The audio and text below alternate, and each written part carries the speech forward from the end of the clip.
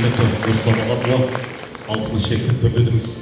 Иә, расында да екі жақсылар қазақ атам айтады, адасқанның айыбы жоқ, қайта үйірім тапса дейді. Міне сол жаңа өздеріңіз көргендей бейнероликтегі біраз адасып шатасып қалған, біреудің сөзіне сеніп, біреудің ізінен еріп, қылмысқа барып қалған бауырларымыздың қайтадан үйірін тауып, ортаға қосылып,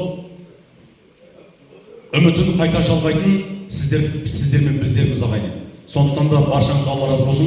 Мынау бүгін сол бауырларымыздың тағдыры уайымдатып, алаңдатып келген міне отырған біздің ақсақалдарымыз, ақжауапты аналарымызға рахмет айтамыз. Осы аналарымызға, ақсақалдарымызға бір қошемет салыңыздаршы. Өйткені қай бір елдің қариясының аузында өсиет болса, жастарында қасиет болады дейді.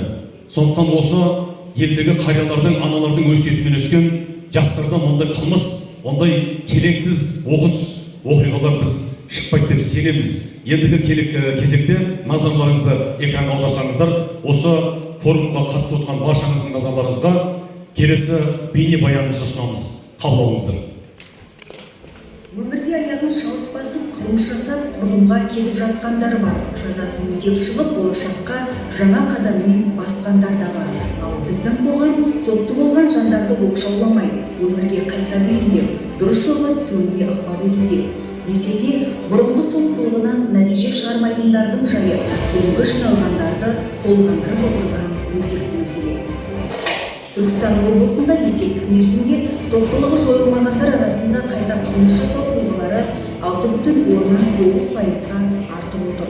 Осы ретте қайта жасалатын қылмыстық құқық бұзушылықтарға жол бермеу